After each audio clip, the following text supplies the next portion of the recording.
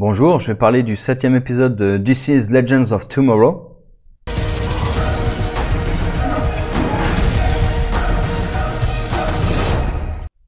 Donc un épisode centré principalement sur le personnage de John, un peu avec, il me semble que c'est Charlie, la shapeshifter, qui l'aide. Il y a toujours la créature fantastique qu'ils doivent arrêter, mais on s'en contrefout totalement en réalité. Hein, c'est vraiment un prétexte pour que John se retrouve à cette époque avec l'arrière-grand-mère de son amant, et que ça déclenche les événements avec John. La poupée, on en a rien à foutre en fait. Même dans le vaisseau, il continue à utiliser la poupée, mais voilà, ça n'a aucun intérêt en fait. C'est vraiment aucun intérêt. Il y a un petit peu de ce qui se passe dans la prison avec je sais plus comment elle s'appelle, je crois que c'est Mona. Il me semble que c'est Mona hein, qui est celle qui ne sera pas du coup la copine de Gary, qui tombe amoureuse de la créature hawaïenne. Là, je sais pas comment il s'appelle. Ils ont dû donner le nom de la créature, mais je l'ai oublié. Et qui découvre qu'on maltraite les créatures. Certainement le projet Hades qui doit créer une armée de créatures comme ça. Alors le projet qui part très mal. Déjà le type, dès le début, c'est marqué sur son front méchant, parce que dès le début c'est un connard avec la fille. Donc voilà, c'est marqué sur son front en fer rouge, méchant, pas caricatural du tout. Hein. Et j'avais un peu la vibe initiative de Buffy, les militaires qui essaient de contrôler les créatures. Là, ils sont encore plus incompétents que dans l'univers de Buffy. Là. Parce que là, quand même, ils chopent la créature avec un coup de taser et des chaînes.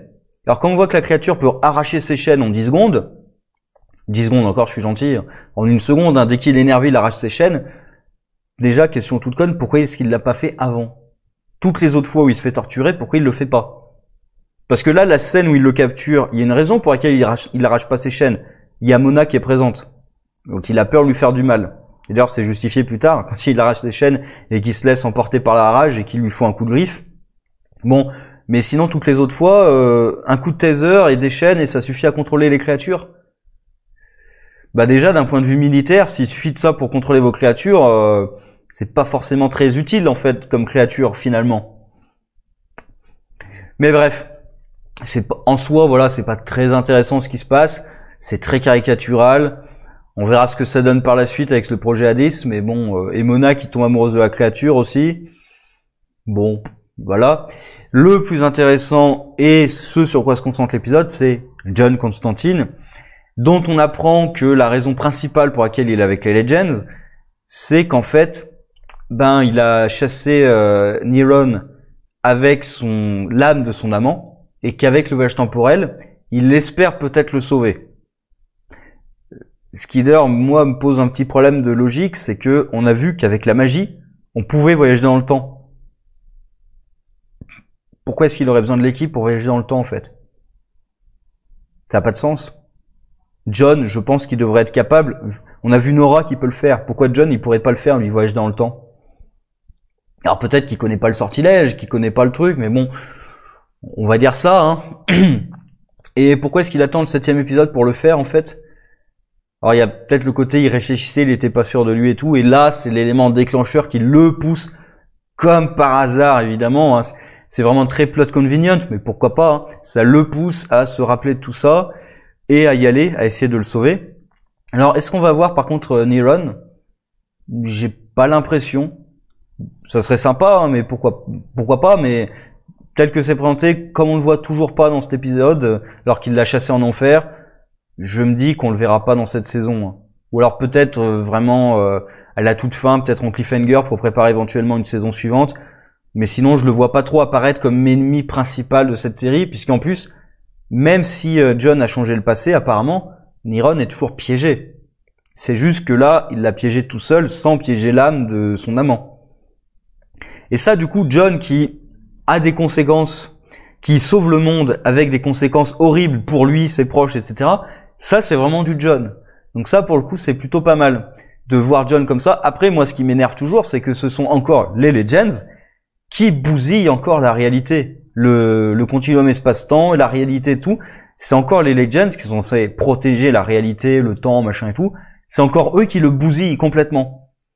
Alors certes, c'est les nouveaux arrivés, c'est John et la shapeshifter qui, elle, se fout un peu de ce qui peut arriver au temps. C'est pas vraiment une Legends. Donc, on peut dire ça va, c'est pas vraiment les Legends qu'on bousillé, mais bon. Et d'ailleurs, ça va avec la personnalité de Jon aussi, tout ce qu'il fait, ça a des conséquences plus ou moins horribles. Et il va être obligé, j'imagine, de renvoyer quand même l'âme de celui qu'il aime en enfer. Je pense qu'il va être obligé de le faire une deuxième fois. En tout cas, j'ai envie de dire, c'est ce que j'aimerais voir Jon faire en fait. Prendre une décision horrible, mais pour sauver la réalité, pour sauver l'univers et tout. C'est ce qu'il fait à longueur de temps. Alors parfois les décisions sont pas si horribles, hein. Je me souviens de la fois où pour sauver la planète, il a dû avoir un plan à 3 avec 2 sorcières. Voilà, donc parfois c'est horrible, parfois ça l'est moins. L'esprit de la fin, je sais pas si c'était le démon ou l'esprit de la fin, peu importe. Il a dû le piéger à l'intérieur d'un de ses amis qu'il a littéralement dévoré de l'intérieur. Voilà, ça c'est horrible. Parfois c'est moins horrible les conséquences de ses actes quand même, hein. Le scénario ultra connu avec son cancer, il doit donner son âme à 3 démons différents. Et en plus, à la fin, il voit un ami qui s'était fait à l'hôpital qui meurt de son cancer sous ses yeux. Donc là, c'est assez horrible pour Jon, avec tout le sentiment de culpabilité qu'a ce personnage. Par contre, moi, ça éveille d'autres questions. C'est pourquoi est-ce que Jon est parvenu plus tôt encore dans le temps? Pourquoi pas simplement s'empêcher, par exemple, d'envoyer Estra, la gamine, l'envoyer en enfer? Parce que pour moi, c'est le même acteur, donc ça doit être le même personnage. En plus, on fait pas l'un de référence justement à Niron, à Swamp Thing et tout. Donc je me dis que l'histoire de la gamine qu'il a envoyée en enfer, qui est quand même un élément déclencheur, Newcastle, un élément déclencheur du personnage, je me dis que ça doit exister.